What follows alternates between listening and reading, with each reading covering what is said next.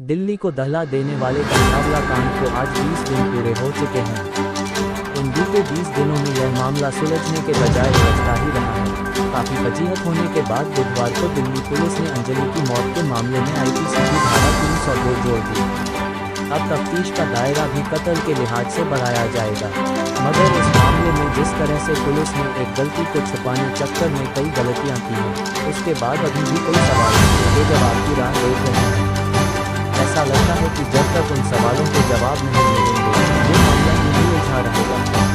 नए साल की रात हुई थी वारदात सवाल को तभी उठने लगे थे जिस दिन ये मामला सामने आया था, यानी नए साल की रात से 31 दिसंबर 2022 और 1 जनवरी 2023 की दरमियानी रात राजधानी दिल्ली के कंझावला में ये वारदात सामने आई।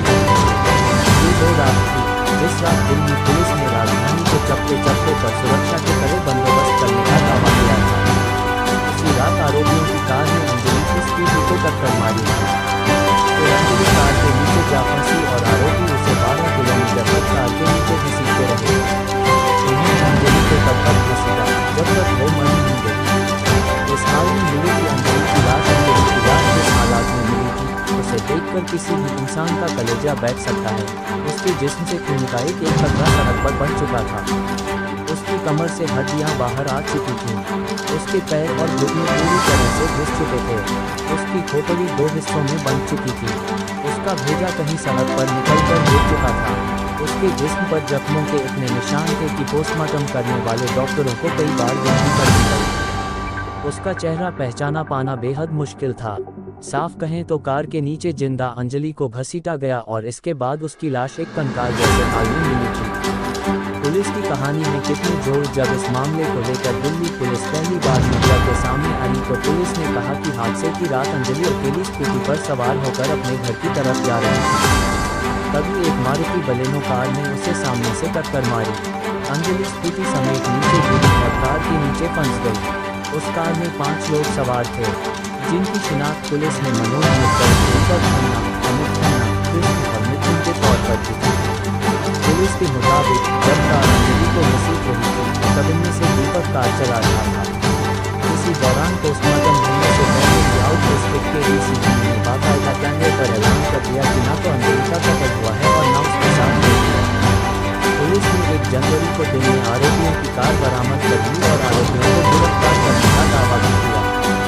2 जनवरी 2023 डीसीपी के ऐलान के बाद दिल्ली के special commissioner of police Sajid Singh Hooda ने करीब 26 घंटे बाद मीडिया से मुखातिब होकर कहा कि अंजलि की लाश का पोस्टमार्टम कराने के लिए डॉक्टरों की टीम के साथ बोर्ड बनाने की सिफारिश की गई ताकि पोस्टमार्टम रिपोर्ट पर कोई निर्णय न उठा सके।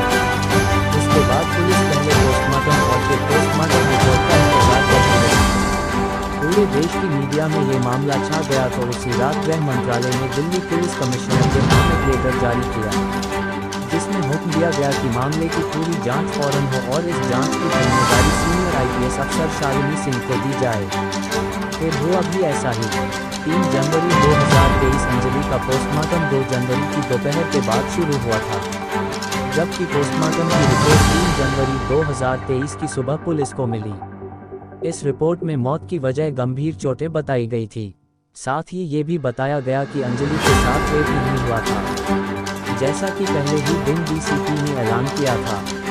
पुलिस ने फिर बदली केस की कहानी। घटना के 5 दिन बाद यानी 5 जनवरी को पुलिस ने इस केस की कहानी फिर बदल दी। पहले पुलिस ने दावा किया था कि अंजलि को घसीटने वाली कार में चालक समेत 5 आरोपी सवार थे।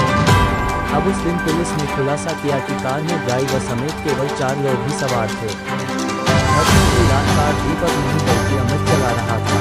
यहाँ तक कि पुलिस ने बताया कि दीपक हादसे के वक्त अपनी घर पर मौजूद था। यही नहीं, पुलिस ने नए ड्राइवर के नाम के साथ साथ और 2 नए आरोपियों का खुलासा किया। पुलिस ने बताया कि 2 अन्य आरोपी अंकुश और आशुतोष हैं। अंकुश और आशुतोष ने पुलिस को गुमराह किया था और दीपक से कहा था कि वे पुलिस से कहें कि हादसे के वक्त वही कार चला रहे हैं, क्योंकि आरोपियों के पास ड्राइविंग लाइसेंस नहीं था जबकि दीपक के पास लाइसेंस था।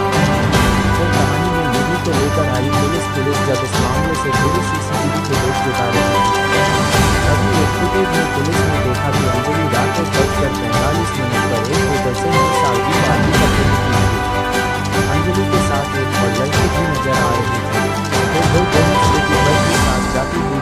देती हैं। पहले स्कूटी अंजलि की सहेली चला रही थी, बाद में अंजलि स्कूटी चलाती हुई दिख रही है। साथ ही ये भी पता चला है कि एक्सीडेंट के वक्त स्कूटी पर अंजलि और उसकी दोस्त नहीं सवार थे, लेकिन घटना के बाद वो लड़की अंजलि को वहीं मरता छोड़ अपने घर चली गई थी। निधि ने बताई कि हादसे की कहानी बाद में उस लड़की को आज तक की टीम ने खोज निकाला और उससे बातचीत की। उसने बताया कि नए साल की रात वो दोनों साथ थीं। एक होटल में उनका रूम बुक था, दोनों देर रात तक वहीं थीं। दोनों पार्टी की थी। उनके कमरे में उन दोनों के अलावा कोई नहीं था। फिर अचानक उनके बीच झगड़ा हो गया, गाली गलौज तक होने लगी। होटल स्टाफ ने ऐसा करने पर टोका तो दोनों होटल के बाहर आई और फिर वहां से साथ निकल गई। उसी के बाद हादसा हुआ। सवाल पर सवाल अब बात करते हैं, उन सवालों के जिनके जवाब अभी तक मिलना बाकी है। यानी कह सकते हैं कि घटना के 20 दिन बीत जाने पर भी ऐसे 10 सवाल जिनके जवाब मिलना जरूरी है। तो इस पूरे मामले में उठने वाले 10 सवाल ये हो सकते हैं।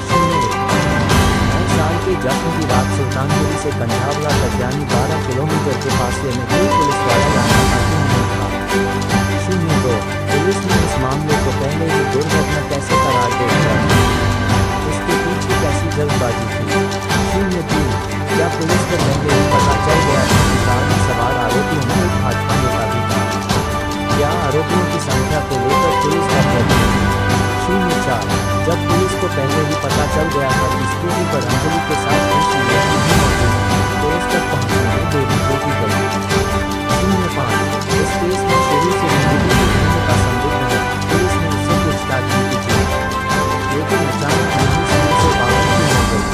06 पुलिस ने अभी तक ये क्यों नहीं बताया कि घटना की रात होटल में जिस पैसे को लेकर अंजलि से निधि का झगड़ा हुआ था वो कौन सा पैसा था और कहां से आया था। 07 उस रात सभी आरोपी नशे में थे, कार तेजी से चला रहे थे।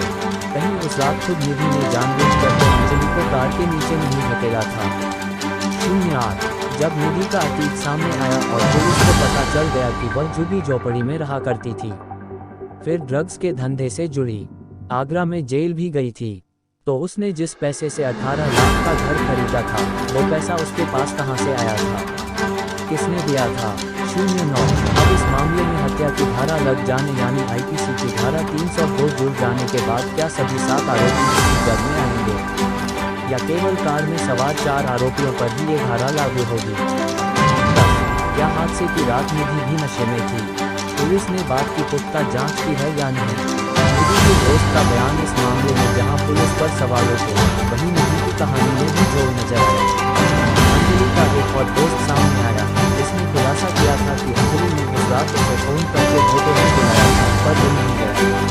फिर उसने दूसरा लड़का भेजकर उसे बुलाया था। होटल में 2 रूम थे, एक में कुछ लड़के थे जबकि दूसरे रूम में केवल अंजलि और निधि थी। अचानक उनके बीच झगड़ा शुरू हो गया था। उनका झगड़ा पैसों को लेकर था। निधि अपने पैसे अंजलि से मांग रही थी, तो निधि गुस्से में नीचे चली गई और उसने खुद बवाल काटा। अंजलि ने उसे शांत कराने की कोशिश की थी। इसके बाद वे दोनों रात के करीब 1 बजे वहां से निकल गए थे। अंजलि के दोस्त ने उसकी मौत के बाद निधि की भूमिका पर सवाल उठाते हुए उसकी और डिटेल की जांच की मांग की। यहाँ तक कि दिल्ली महिला आयोग की अध्यक्ष स्वाति मालीवाल ने दिल्ली पुलिस पर सवाल उठाते हुए पूछा था कि अब तक निधि का फोन जब्त क्यों नहीं किया गया। अंजलि की मौत को 20 दिन हो चुके हैं। दिल्ली पुलिस की 18 टीम इस मामले की जांच में लगी है। अब इस मामले में आईपीसी की धारा 302 लग जाने के बाद पुलिस को नए सिरे से जांच करनी है, नए तरीके से सोचना है। लेकिन अभी तक ये सवाल बाकी है कि अंजलि की मौत का सच कब सामने आएगा।